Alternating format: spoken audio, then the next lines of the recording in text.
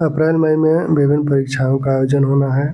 इसको ध्यान में रखते हुए हम लोग कुछ प्रैक्टिस सेट भी साथ साथ करते रहें। आज का जो प्रैक्टिस सेट है मुख्यतः संविधान से संबंधित कुछ प्रश्न है। पहला प्रश्न है, भारतीय स्वतंत्रता अधिनियम कब से लागू हुआ? भारतीय स्वतंत्रता अधिनियम कब से लागू हुआ?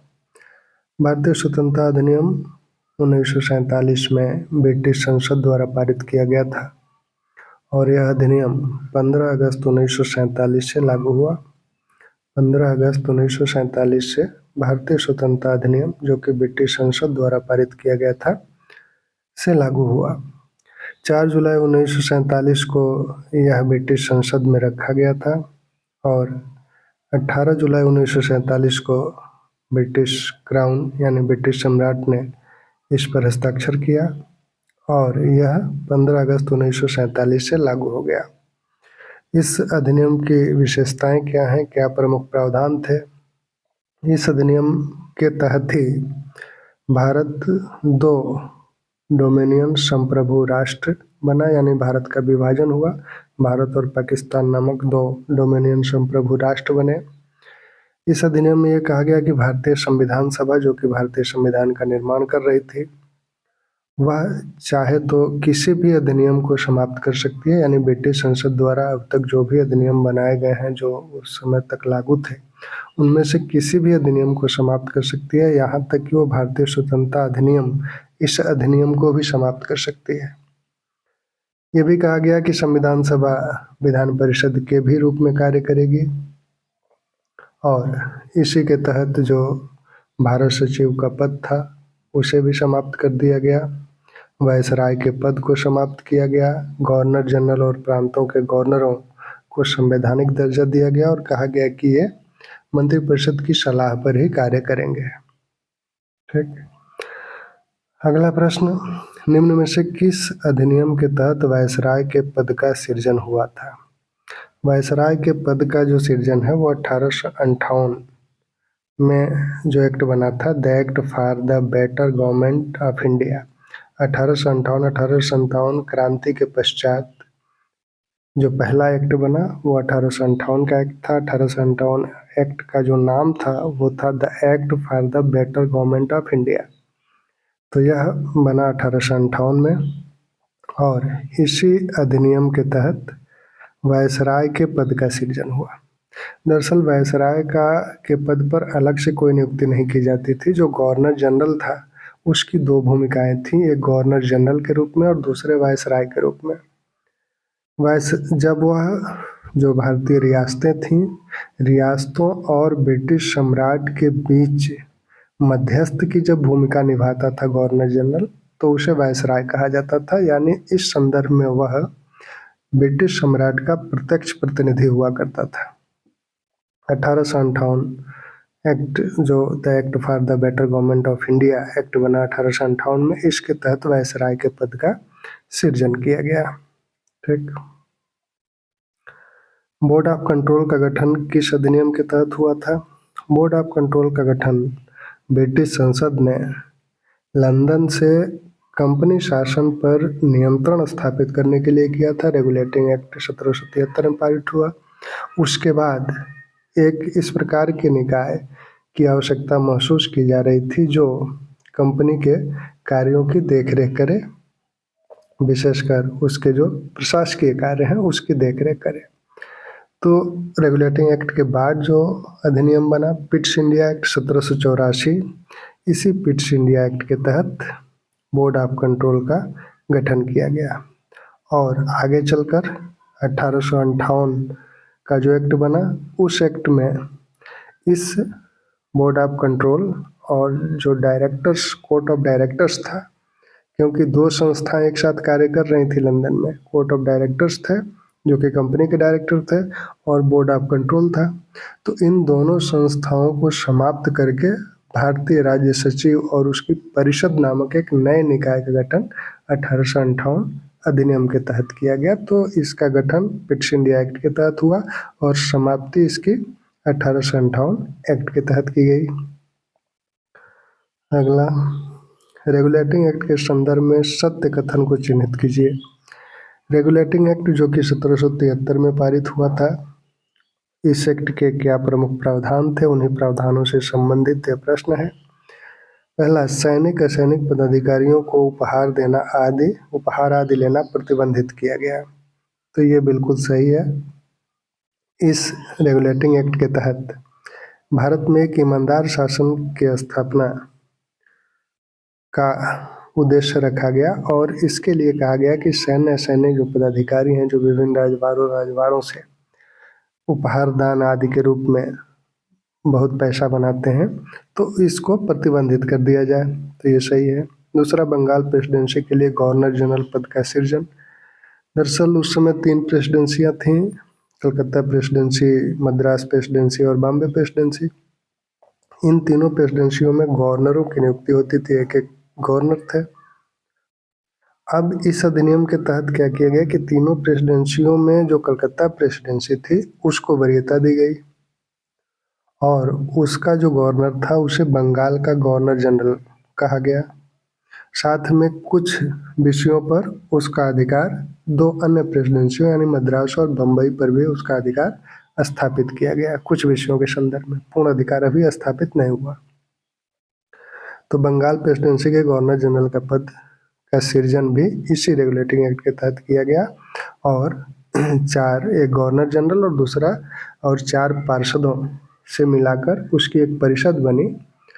कभी कभी पार्षदों के नाम भी पूछ लिए जाते हैं। तो वारेन हेस्टिंग्स पहले बंगाल के गवर्नर जनरल बने और वारेन हेस्टिंग्स तथा बारवेल उस समय भारत में थे।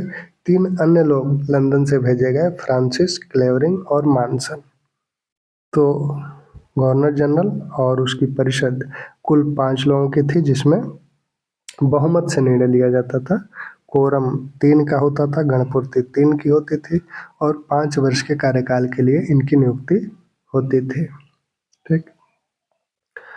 इस अगला कथन है, 4 जजों वाले एक सुप्रीम कोर्ट की स्थापना की गई। तो इसी एक्ट के तहत 1773 में पारित हुआ और 1774 में कलकत्ता में एक सुप्रीम कोर्ट की स्थापना की गई। 4 जजों वाला यह सुप्रीम कोर्ट था, एक मुख्य न्यायाधीश और 3 अन्य न्यायाधीश। तो कभी कभी इन न्यायाधीशों के नाम भी पूछे जाते हैं। तो मुख्य न्यायाधीश का नाम था एलिजाह एम्पे और अन्य जो 3 न्यायाधीश थे उनके नाम थे चैम्बर्स, लेमेस्टर और हाइड। तो ये तीनों कथन सत्य हैं। तो सत्य कथन को चिन्हित कीजिए, यानी सत्य कथन इसमें एक से अधिक है, तो घ इसका विकल्प सही होगा। अगला प्रश्न है, प्रांतों में द्वैध शासन को किस अधिनियम के तहत समाप्त किया गया। तो प्रांतों में जो द्वैध शासन शुरू किया गया वो 1919 का भारत शासन अधिनियम या भारत सरकार अधिनियम जो बना था 1919 में, उसके तहत प्रांतों में द्वैध शासन की स्थापना की गई। द्वैध शासन का मतलब ये था कि प्रांतों का उत्तरदायित्व तो 2 जगह बांट देना था। जो भारतीय मंत्री थे, वो भारतीयों सदस्यों, विधान परिषद के जो सदस्य थे, उनमें से कुछ को मंत्री बनाया गया और उन्हें कुछ विभाग सौंपे गए। हालांकि सभी विभाग उन्हें नहीं सौंपे गए। इसी को आंशिक उत्तरदायी शासन भी बोला जाता है, क्योंकि ये जो भारतीय मंत्री थे ये परिषद के प्रति, विधान परिषद के प्रति जिम्मेदार थे, उसके माध्यम से भारतीय जनता के प्रति उत्तरदायी थे।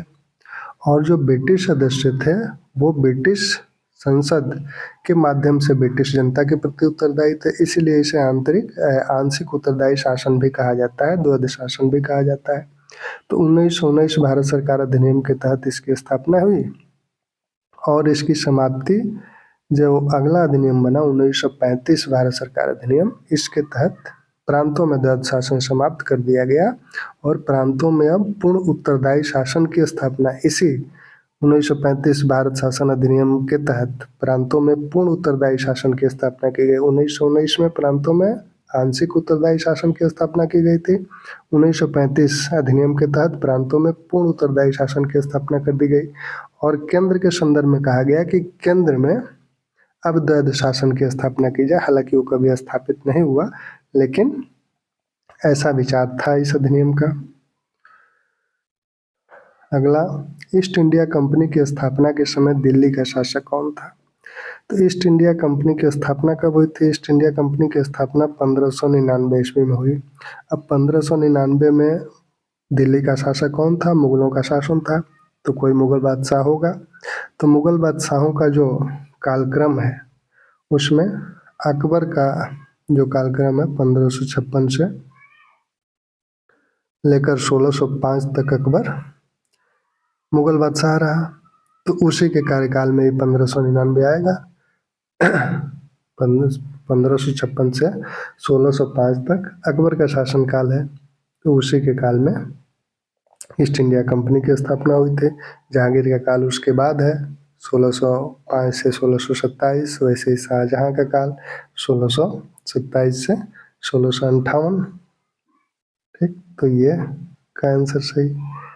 ब्लू वाटर नीति या शांत जल की नीति किससे संबंधित है? तो ब्लू वाटर की जो नीति है वो पुर्तगालियों से संबंधित है। विकल्प में कहीं पुर्तगाली है नहीं, तो इसका आंसर होगा उपयुक्त में से किसी से नहीं। पुर्तगालियों का संबंध ब्लू वाटर नीति से। पुर्तगालियों का जो पहला गवर्नर था भारत में, फ्रांसिस्को डी अल्मीडा, वो इस नीति से संबंधित है। अगर पूछा जाए कि किस गवर्नर से संबंधित ये नीति है, तो फ्रांसिस्को डी अल्मीडा, जो कि पुर्तगालियों का प्रथम गवर्नर था भारत में। और पुर्तगालियों के दो गवर्नर बड़े महत्वपूर्ण हैं। एक तो फ्रांसिस्को डी अल्मीडा, जिससे कि ये ब्लू वाटर नीति यानी शांत जल की नीति, यानी जो हिंद महासागर क्षेत्र है उस पर वो नियंत्रण स्थापित करना चाहता था। दूसरा Alfonso de Albuquerque. Alfonso de Albuquerque को ही पुर्तगाली साम्राज्य का वास्तविक संस्थापक कहा जाता है, और उसी ने ही 1510 में गोवा पर अधिकार किया था। बीजापुर के आदिलशाही शासक से गोवा उसी ने छीना था, अल्बुकर्क ने ही। ठीक, अब कभी कभी इन कंपनियों के कालक्रम पूछ लिया जाता है कि कौन भारत पहले आया या किसकी कोठी किस क्रम में स्थापित हुई।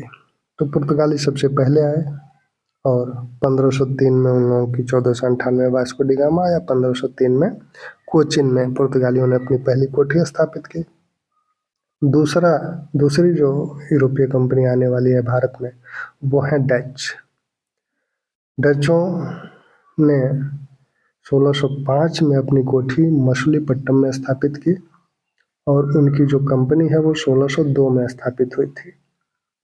United East India Company of Netherlands की स्थापना 1602 में हुई। हालांकि उसके पहले ब्रिटिश कंपनी की स्थापना हो चुकी थी। 1599 में British company governor and company of merchants of London trading into the east Indies नाम से ब्रिटिश कंपनी की स्थापना 1599 में हो चुकी थी।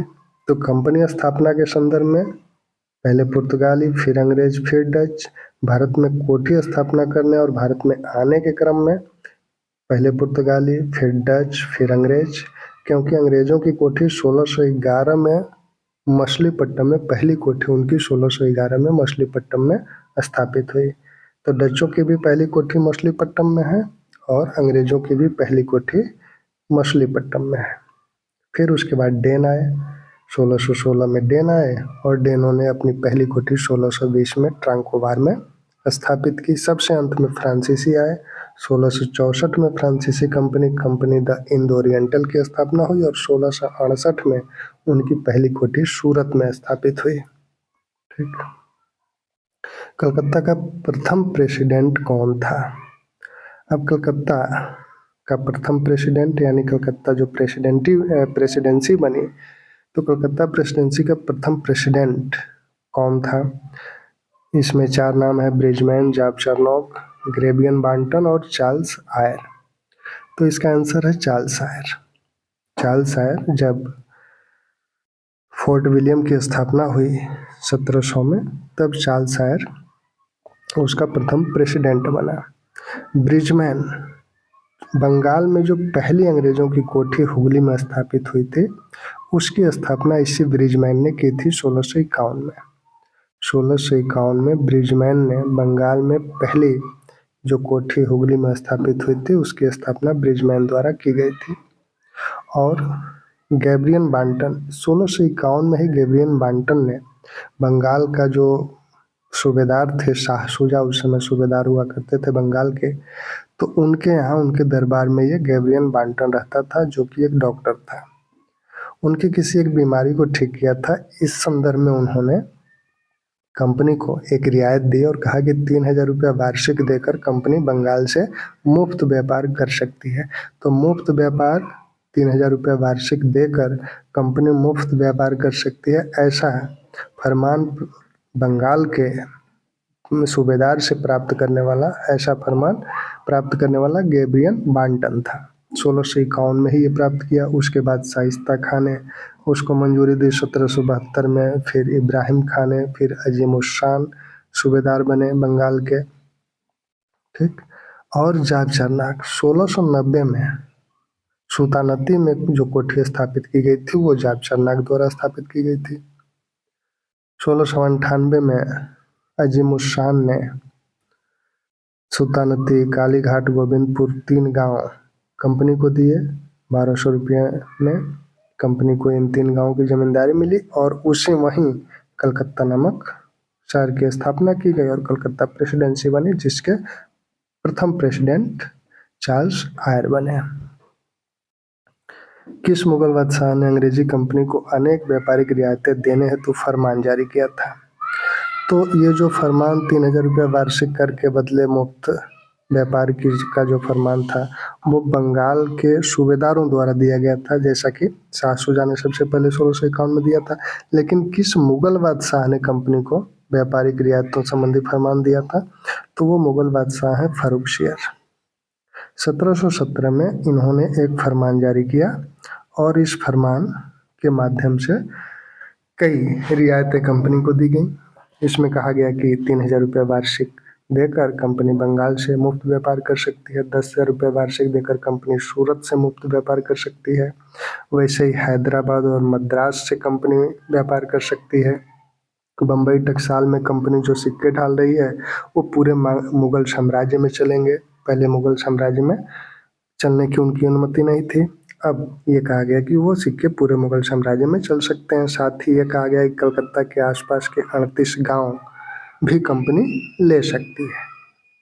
तो इतनी सारी बातें इस फरमान के तहत 1717 के फरमान के तहत कही गई थी और इसी को देखते हुए इतिहासकार ओम इस फरमान को कंपनी का महाधिकार पत्र या मैग्ना कार्टा बोलते हैं। अब ये फरमान कैसे प्राप्त किया गया? दरअसल 1715 में जॉन शारमन के नेतृत्व में एक दूतमंडल फर्रुखशियर के दरबार में गया था और इस दूतमंडल में जो 3 सदस्यीय दूतमंडल था, जिसमें ख्वाजा शहूर और एक डॉक्टर भी थे ग्रेबियन, तो इन लोगों ने मिलकर, अब इसमें जो हैमिल्टन डॉक्टर थे, इन्होंने संभवतः फर्रुखशियर का एक पुराना कोई रोग था उसको ठीक कर दिया था, जिससे प्रसन्न होकर फर्रुखशियर ने यह फरमान जारी किया था। अगला, हाकिन्स ब्रिटेन के राजा जेम्स प्रथम का किस मुगल बादशाह के नाम लिखा पत्र लेकर आया था? तो हाकिन्स, जो कि 1608 में मुगल दरबार में आया, और 1608 में शासक कौन है? 1608 में शासक होगा जहांगीर। तो जहांगीर उस समय शासक था, लेकिन अब जेम्स प्रथम ने वो पत्र अकबर के नाम लिखा था, क्योंकि अभी उनको पता नहीं था कि अकबर अब शासक नहीं रहे। तो जेम्स प्रथम ने जो पत्र लिखा था वो अकबर के नाम लिखा था, जिसको हाकिन्स लेके आया था। ठीक। किस अधिनियम के तहत सिविल सेवकों की भर्ती एवं चयन हेतु खुली प्रतियोगिता आरंभ की गई? किस अधिनियम के तहत सिविल सेवकों की भर्ती एवं चयन हेतु खुली प्रतियोगिता? तो खुली प्रतियोगिता जो आरंभ की गई 1853 के चार्टर एक्ट के माध्यम से की गई थी। 1853 के चार्टर एक्ट के माध्यम से सिविल सेवकों की भर्ती एवं चयन हेतु खुली प्रतियोगिता का आरंभ किया गया।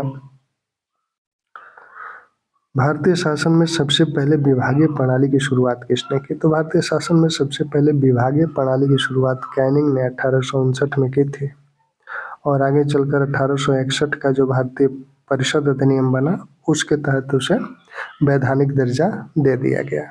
जैसे विभागों को, सभी विभागों, पहले विभागों का बंटवारा नहीं था, कैनिंग ने क्या किया कि अपने पार्षदों के बीच विभागों का बंटवारा कर दिया, तो वही विभागीय प्रणाली कहलाई, जो कि आज भी चलती है। इसकी शुरुआत भारत में कैनिंग द्वारा की गई थी। निम्न में से किस अधिनियम के तहत विकेंद्रीकरण की प्रक्रिया शुरू की गई?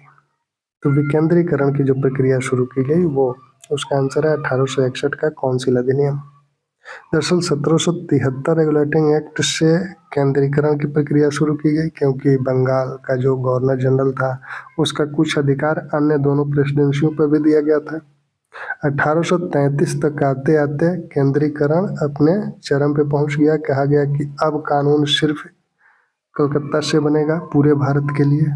तो केंद्रीकरण यहाँ चरम पे पहुंचा, लेकिन 1861 से विकेंद्रीकरण शुरू हुआ। 1861 से विकेंद्रीकरण की प्रक्रिया शुरू हुई और प्रांतों को यानी अन्य प्रेसिडेंसी और जो प्रांत बने थे उनको कहा गया कि वो स्थानीय विषयों संबंधी कानून खुद बना सकते हैं।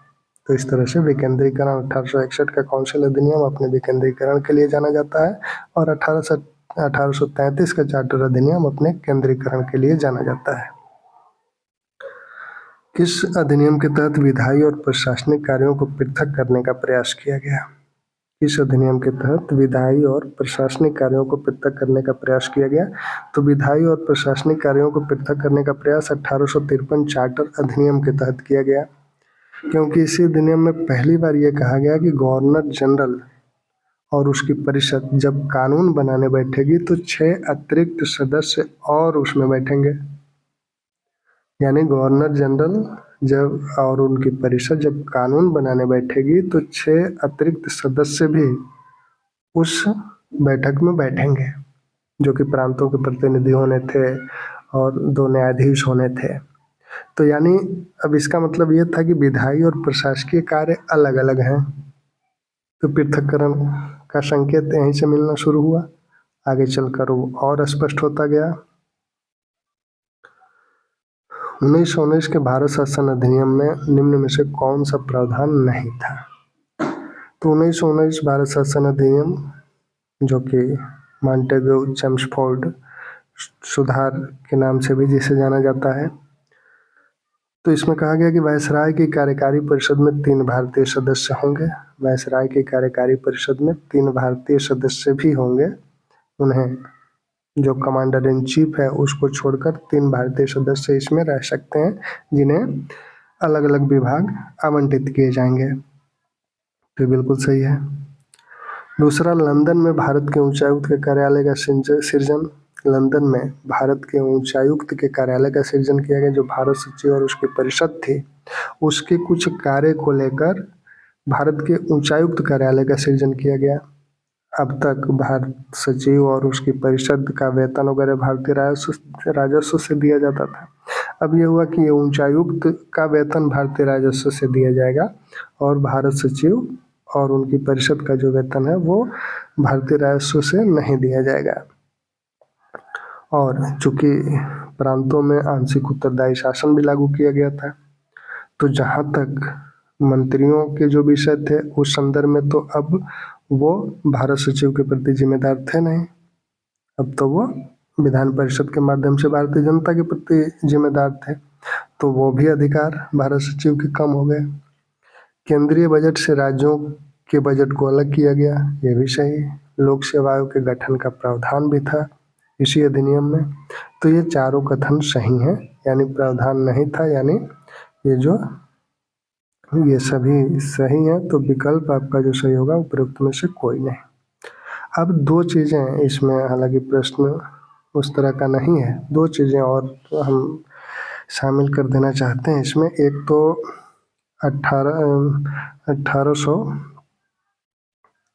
1909 का अधिनियम, 1909 भारतीय परिषद अधिनियम और 1892 का अधिनियम। तो 1892 और 1909 के जो अधिनियम है, 1892 का भारतीय परिषद अधिनियम, 1909 का भारतीय परिषद अधिनियम, इसमें कुछ बहुत ही महत्वपूर्ण बातें हैं, उनको ध्यान में रखा जाए। 1892 भारतीय परिषद अधिनियम के तहत ही पहली बार प्रश्न पूछने का अधिकार दिया गया विधायिका में, कि प्रश्न पूछा जा सकता है। हालांकि पूरक प्रश्न नहीं पूछा जाएगा, सिर्फ प्रश्न पूछा जाएगा। 6 दिन की पूर्व सूचना पर प्रश्न पूछे जा सकते हैं। बजट पर आप अपने विचार रख सकते हैं लेकिन वोटिंग नहीं कर सकते। 1909 में क्या कहा गया कि अब पूरक प्रश्न भी पूछ सकते हैं। अब पूरक प्रश्न भी पूछ सकते हैं और साथ में प्रस्ताव भी रख सकते हैं। जैसे स्थानीय संस्थाओं को धन आवंटन संबंधी प्रस्ताव अगर कोई है तो प्रस्ताव वो रखा जा सकता है। तो प्रस्ताव रखने की अनुमति 1909 भारतीय परिषद अधिनियम से मिली। 1892 में प्रस्ताव नहीं रखा जा सकता था, न ही पूरक प्रश्न पूछा जा सकता था, सिर्फ प्रश्न पूछा जा सकता था और बजट पर अपने विचार रखे जा सकते थे। वोटिंग अभी दोनों जगह में से कहीं नहीं मिली। न तो 1892 में वोटिंग का अधिकार मिला है, न ही 1909 में वोटिंग का अधिकार मिला है। 1892 में जो गैर सरकारी सदस्य थे उसमें से कुछ को निर्वाचित करने का प्रावधान था, लेकिन उन्हें मनोनीत कहा जाता था, निर्वाचन होता था उनका। नगर पालिका, जिला बोर्ड और जो व्यापारिक संघ थे उनके माध्यम से प्रांतीय सदस्यों का निर्वाचन होता था, लेकिन उन्हें मनोनीत ही कहा जाता था। निर्वाचन शब्द के प्रयोग से बचा गया था, लेकिन 1909 में निर्वाचन शब्द का प्रयोग भी किया गया। ठीक।